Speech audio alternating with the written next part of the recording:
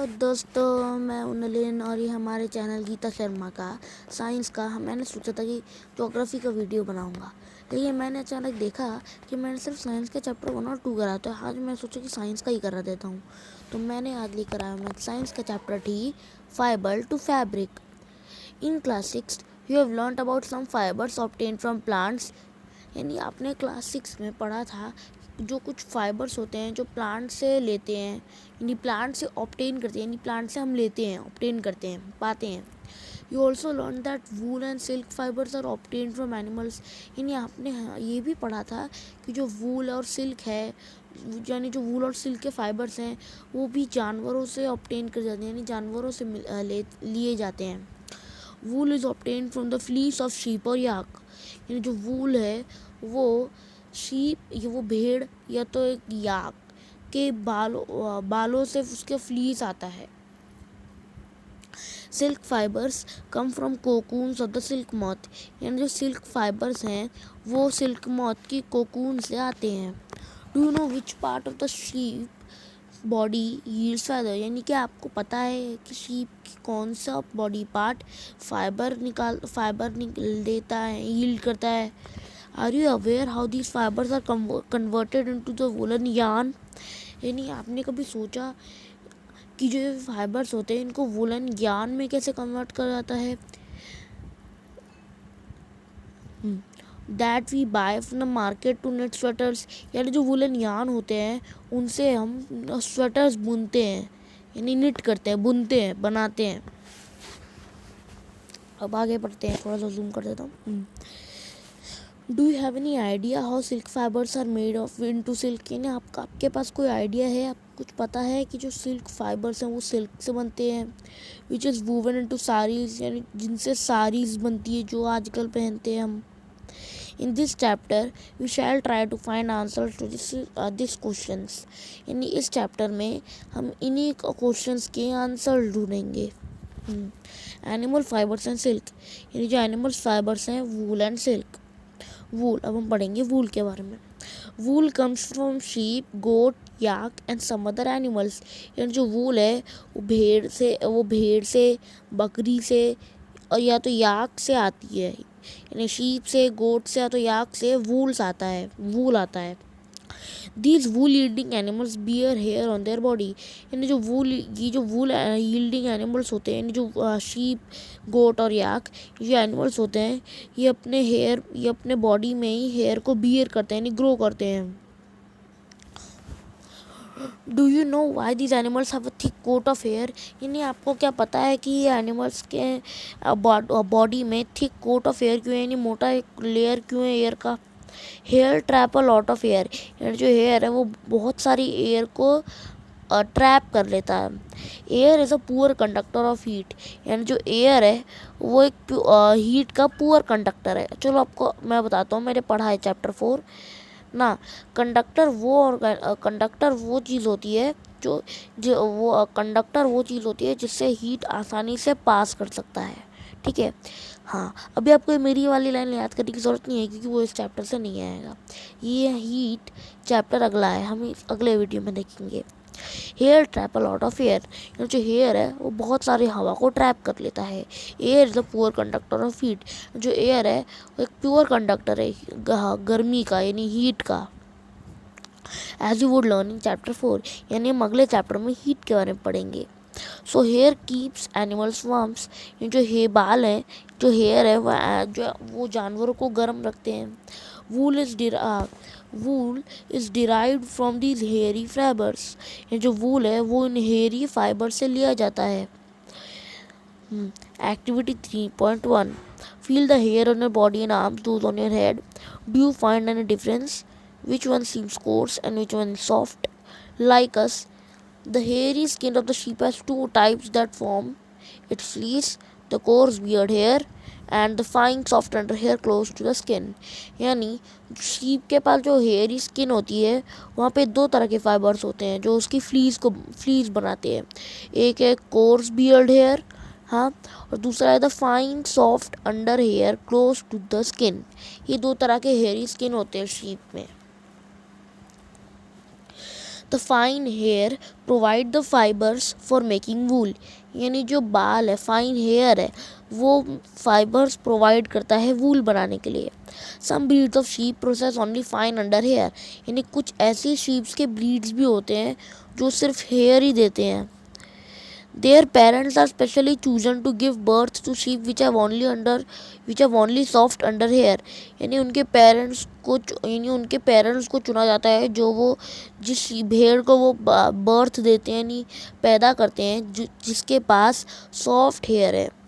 This process of selecting parents for obtaining special characters in their offspring such as soft under hair is termed as selective breeding। यानी इस process में अपने parents को चुनना special characters को obtain करने के लिए, जैसे कि सॉफ्ट हेयर को ऑब्टेन करने के लिए एक शीप से, इसको कहा जाता है selective breeding. Animals that yield wool, यानी एनिमल्स जो वूल को यील्ड करते हैं, वूल देते हैं। अब इसके बारे में पढ़ते हैं। Several breeds of sheep are found in different parts of our country, यानी बहुत तरह की ब्रीड्स होती हैं शीप की जो अलग अलग देशों के पार्ट्स में पाई जाती हैं। जैसे कि इंडिया में बोलेंगे तो इंडिया में राजस्थान में, गुजरात में, दिल्ली में, ऐसे करके। हाँ, अब आगे देखते हैं। The fleece of the sheep is not the only source of wool, यानी जो शीप के जो बाल होते हैं वो सिर्फ ओनली सोर्स नहीं है वूल का। तो wool commonly available in market sheep wool, यानी वो वूल जो मार्केट में, जो बाज़ारों में अवेलेबल होता है, वो भी शीप वूल होता है। Wool is common in Tibet and Ladakh, यानी जो वूल है वो तिब्बत एक जगह है और लद्दाख भी एक जगह है, वहाँ पे बहुत कॉमन है। Angora wool is obtained from angora goats, ये जो अंगोरा वूल होती है वो अंगोरा गोट से मिलती है। ये देखो, ये अंगोरा गोट होती है, ये अंगोरा गोट होती है। चलो आगे बढ़ते हैं। वूल हाँ, अब सॉरी मैं ये पढ़ रहा था। हाँ, angora wool is obtained from angora goats, जो अंगोरा वूल होती है वो अंगोरा गोट से पाई जाती है, अंगोरा गोट से मिली जाती हैं। Angora goats are found in hilly region such as Jammu and Kashmir, यानी जो अंगोरा गोट्स होती है वो ज़्यादातर हिली रीजन्स पे पाई जाती हैं, जैसे कि Jammu and Kashmir. Wool is also obtained from goat hair, यानी जो वूल है वो एक बकरी के बाल से भी मिलता है। The under fur of Kashmiri goat is soft, यानी जो कश्मीरी गोट का जो फर होता है वो बहुत मुलायम होता है, बहुत सॉफ्ट होता है। It is women into fine shawls called pashmina shawls, यानी जो उसके जो फर होते हैं उस गोट के, उसको ऐसे सिला जाता है, वोवन करा जाता है, जिससे फाइन शॉल्स बनती है, जिनको कहा जाता है pashmina shawls. The fur on the body of camels is also used as wools, यानी जो कैमल होता है, जो वो होता है क्या, ऊँट, हाँ, जो कैमल की बॉडी में जो हेयर होता है, उसका जो फर होता है, उसको भी वूल के लिए यूज़ करा जाता है। Llama and alpaca found in South America also yield wool, यानी जो लियामा और एल्पका, ये दोनों जानवर है, जो लियामा और एल्पका है वो भी वूल देते हैं। जो ये दोनों एनिमल साउथ अमेरिका में पाए जाते हैं।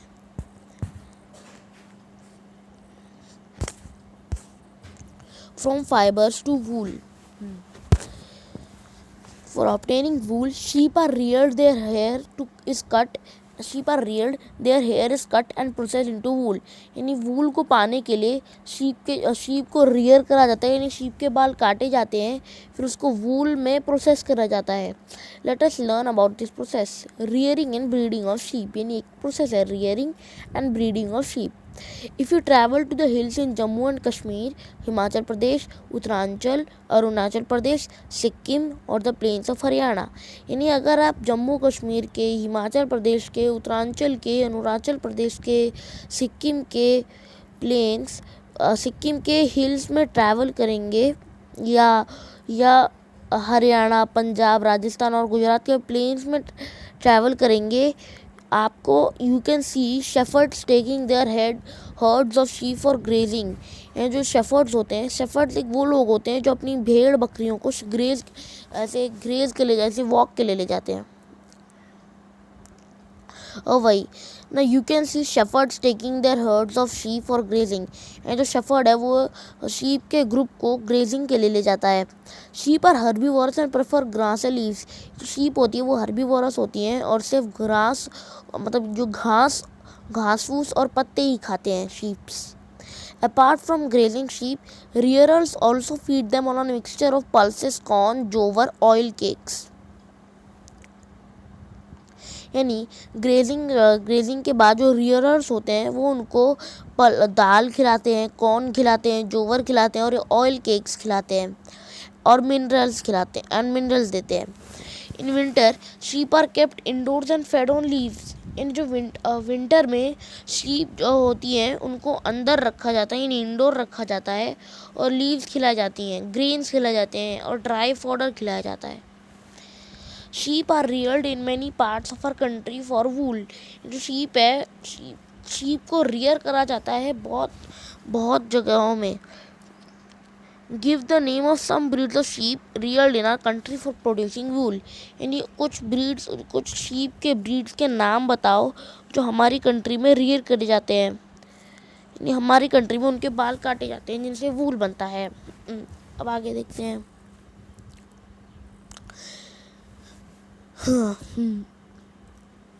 हाँ, तो quality and texture of the fibres obtain from them is also called the indicators. हाँ, the quality and texture of the fibers obtained from them is also indicated in the table। है कि उनका जो कुछ वूल्स की जो quality होती है, जो टेक्सचर होता है उनका ना, वो सब लिया जाता है और ये सब एक टेबल 3.1 में दिखाया गया है। Certain breeds of sheep have thick coat of hair on their body which yields good quality wool in large quantities। तो कुछ ऐसी शीप की ब्रीड्स होती हैं जिनके पास थिक कोट ऑफ हेयर होता है उनकी बॉडी में, जो अच्छी क्वालिटी का वूल देता है बहुत मात्रा में, यानी लार्ज क्वांटिटीज़ में। As mentioned earlier, these sheep are selectively bred। यानी पहले बताए गए ये जो शीप है वो सेलेक्टिवली ब्रीडिंग होते हैं। यानी मैंने आपको बताया था कि सेलेक्टिवली ब्रीडिंग यानी with one parent being a sheep of good breed, यानी एक पेरेंट का साथ रहना अपनी शीप के साथ अच्छी ब्रीड का। Once the real sheep have developed a thick growth of hair. जब जो रियल शीप है जिसने थिक ग्रोथ ऑफ हेयर को डेवलप कर लिया, अच्छे से डेवलप कर दिया है, hair is shaved off for getting wool. यानी हेयर को काटा जाता है वूल को पाने के लिए। प्रोसेसिंग फाइबर्स इनटू वूल, यानी फाइबर्स को वूल में बनाना।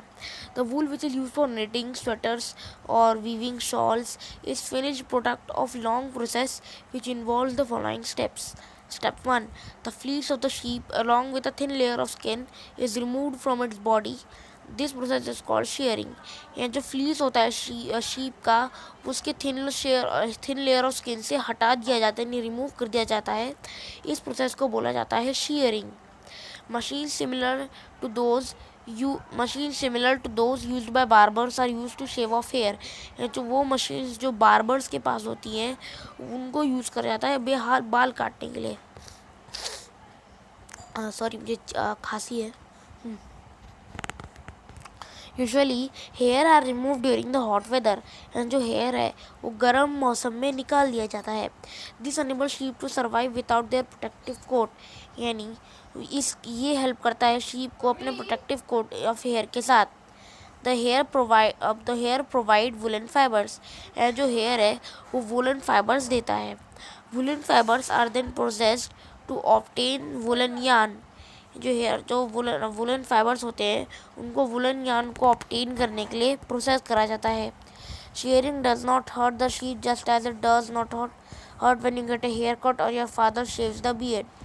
यानी शेयरिंग शीप को चोट नहीं पहुंचाता, हर्ट नहीं करता। Just as it does not hurt when you get a hair cut or your father shaves his beard. जैसे आप जब हेयर कट कराते हैं तो आपके जो फादर होते हैं जब वो अपनी दाढ़ी काटते हैं, जब शेविंग करते हैं, do know why? The upper most of layer of the skin is dead.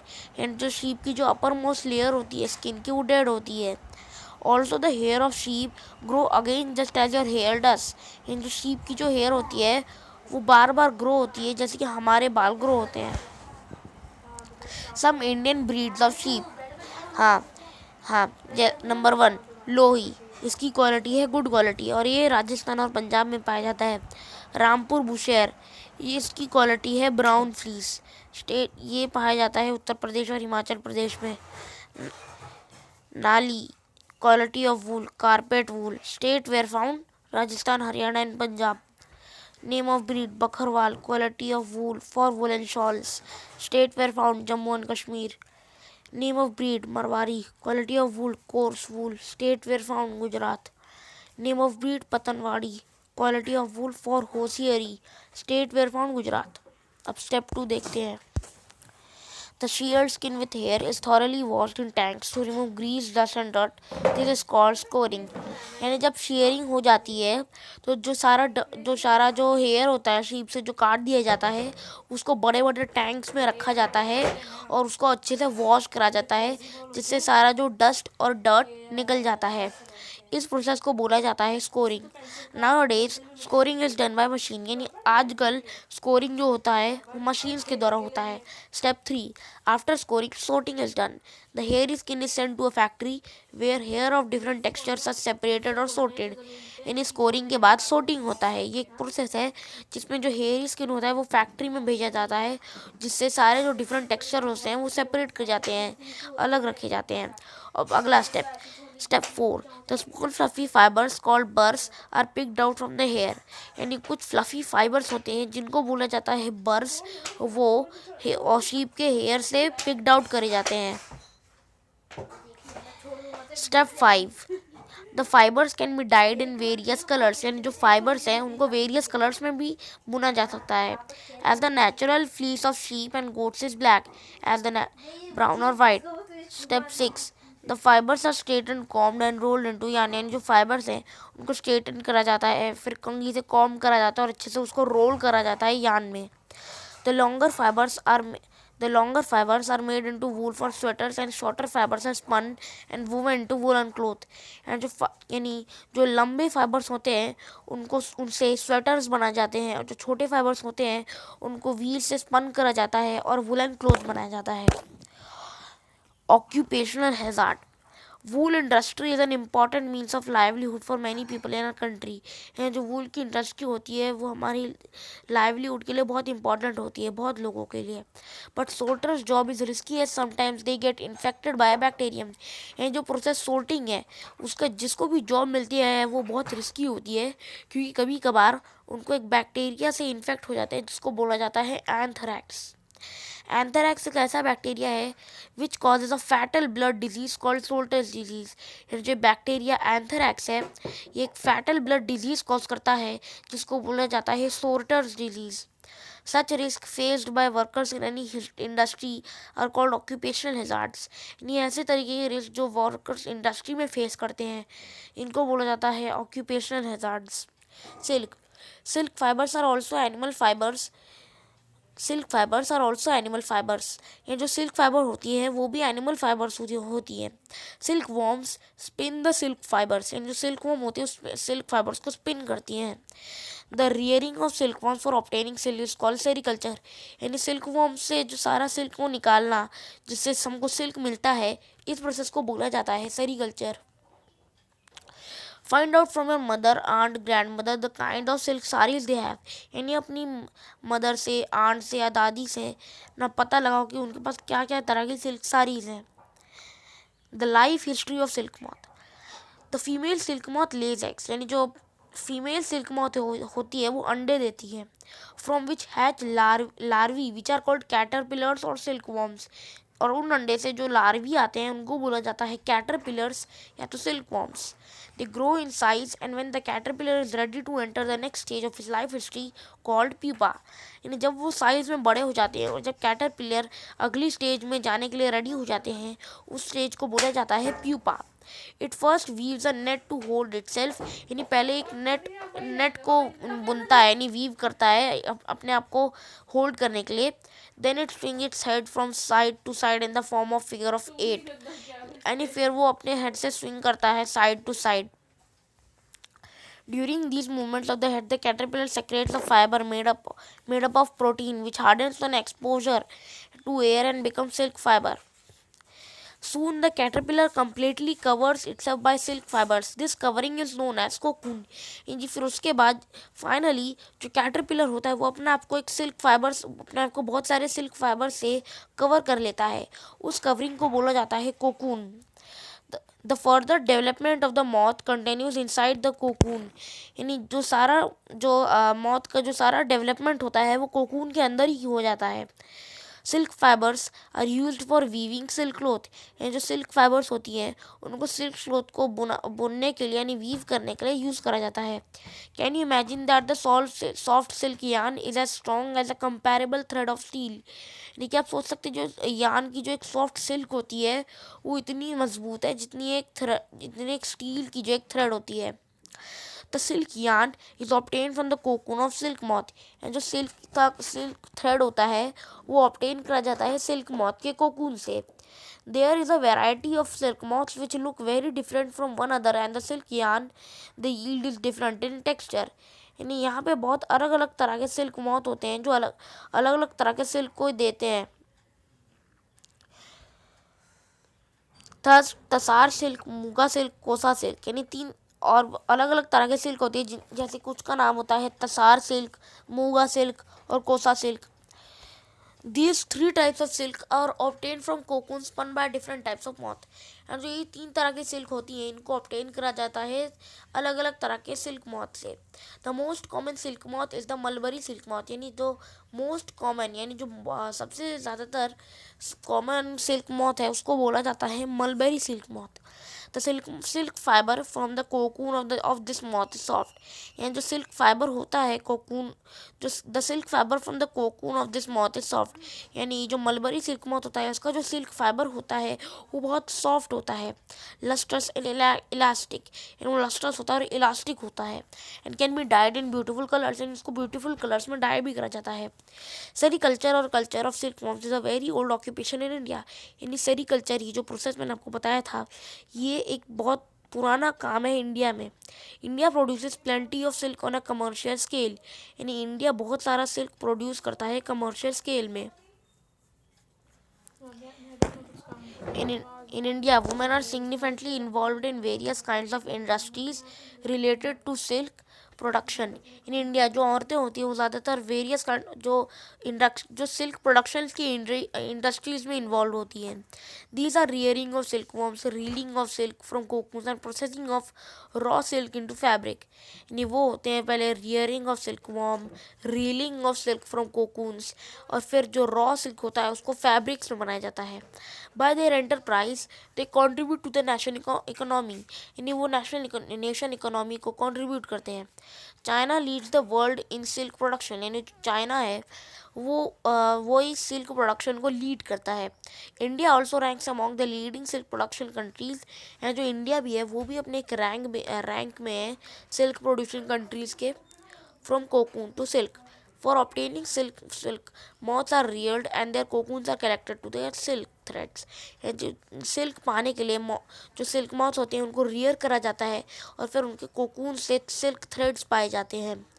Rearing silkworms. A female silk moth lays 100 of eggs at a time. The eggs are stored carefully on strips of cloth or paper and sold to silkworm farmers. यानी जो अंडे होते हैं जो eggs होते हैं वो carefully cloth की स्ट्राइप्स में स्टोर करे जाते हैं और फिर सिल्कवर्म के जो फार्मर्स होते हैं उनको बेच दिए जाते हैं. The farmer keep eggs under hygienic conditions. जो किसान होते हैं वो उन अंडों को बड़ी हाइजेनिक कंडीशन में रखते हैं. Under suitable condition of temperature and humidity. The eggs are warm to a suitable temperature for the larvae to hatch from eggs. यानी जो अंडे हैं उनको गर्म करा जाता है एक अलग टेम्परेचर में जहाँ पे लार्वी वो हैच होते हैं अंडों से. This is done when mulberry leaves bear a fresh crop of leaves. यानी ये तब हुआ जाता है जब मलबरी ट्रीज होती हैं वो जब एक अच्छी लीव्स बियर करते हैं, अच्छा लीव्स ग्रो करते हैं. The larvae called caterpillars. यानी वो लार्वी जिसको बोला जाता है कैटरपिलर्स या तो silk worms eat day and night increase enormously in size. यानी वो हर टाइम खाते रहते हैं. यानी वो डे की तरफ खाते हैं और नाइट में भी खाते हैं और फिर वो इनॉर्मसली साइज में बहुत बड़े हो जाते हैं. डिस्कवरी ऑफ सिल्क, यानी सिल्क की खोज कैसे हुई थी। The exact time of discovery of silk is perhaps unknown, यानी जब डिस्कवरी ऑफ सिल्क होती है वो बहुत अननोन है। According to an old Chinese legend, यानी जो एक चाइनीज लेजेंड था पुराना, the empress Si Lung Chi was asked by an emperor Huang Ti to find the cause of damage leaves of mulberry trees, यानी एक empress थी जिसका नाम था सी लंग ची। उसने एम्परर हुआंग टी से पूछा था कि find the cause of damage leaves of mulberry, यानी जो हमारे मलबरी ट्रीज में जो डैमेज होता था उसका रीज़न बताओ, उसका कॉज बताओ। She the empress found white worms eating a mulberry, नहीं एम्प्रेस ने, यानी जो एम्प्रेस थी सी लंगची, उसने फाउंड करा कि जो बहुत छोटे छोटे वाइट वॉर्म्स मलबरी लीव्स को खा रहे हैं। She also notice that they were spinning shiny cocoons around them, उसने ये भी नोटिस करा कि वो शाइनी कोकून्स को स्पिन कर रहे हैं। Accidentally a cocoon dropped into a cup of T, जो कोकून है वो उनकी उनकी चाय के कप में ड्रॉप यानी गिर गया। और फिर tangle of delicate threads separated from the cocoon, यानी जो सारे डेलिकेट थ्रेड्स थे, जो सुंदर थ्रेड्स थे, उनको उस कोकून से सेपरेट करा गया। फिर हाँ, उसके बाद सिल्क इंडस्ट्री चाइना में बिगन हो गई। फिर एक सीक्रेट रखा गया हज़ारों 100 सालों से। फिर उसके बाद जो ट्रेडर्स और ट्रैवलर्स थे उन्होंने सिल्क को दूसरी कंट्रीज में बेचा, और उसके बाद वो ट्रैवल हो गया और उस रूट को कहा गया silk route. The worms are kept in clean bamboo trays, जो वॉर्म्स है उनको क्लीन बैम्बू ट्रेज में रखा जाता था, mulberry trees, freshly chopped mulberry trees. 25 से लेकर 30 दिनों के बाद जो कैटरपिलर्स है वो खाना छोड़ देते हैं। उसके बाद वो they move into a tiny chamber of bamboo, यानी वो टाइनी चैम्बर ऑफ बैम्बू में मूव कर जाते हैं। The tray to spin cocoons, जो स्पिन कोकून्स का जो ट्रे होता है, in the trays to which cocoons get attached, the caterpillar or silk worm spin the cocoon inside which develop the silk moth, यानी जो कैटरपिलर है वो cocoon को स्पिन करता है जिसमें सिल्क मॉथ डेवलप होता है। Processing silk, a pile of cocoons is used for obtaining silk fibres, यानी बहुत सारे कोकून्स को यूज़ करा जाता है सिल्क फाइबर्स को पाने के लिए। तो cocoons are kept under the sun or boiled और एक्सपोज टू स्टीम, यानी जो कोकून्स होते हैं उनको को सूरज की रोशनी में रखा जाता है, या उनको बॉयल करा जाता है या स्टीम कराया जाता है। तो फिर उसके बाद द सिल्क फाइबर्स उससे सेपरेट होते हैं। Is the process of taking out thread from the cocoon for use as silk is called reeling, in जो प्रोसेस जिससे हम कोकून से थ्रेड्स निकालते हैं सिल्क के, उसको बोला जाता है reeling the silk. Reeling is done in special machines, जो रीलिंग है वो स्पेशल मशीन्स में डन की जाती है विच अनविन द थ्रेड्स और फाइबर्स, जो थ्रेड्स और फाइबर्स को निकाल देते हैं सिल्क से। Silk fibres are then spun into silk threads, and जो सिल्क फाइबर्स होती हैं उनको सिल्क थ्रेड में स्पन करा जाता है, which are woven into silk cloth by weavers, फिर उनको सिल्क क्लोथ में वीव करा जाता है। चलो ये हमारा आज का चैप्टर था। आपको अगर अच्छे से समझ आया तो प्लीज़ लाइक शेयर और सब्सक्राइब ज़रूर कर देना।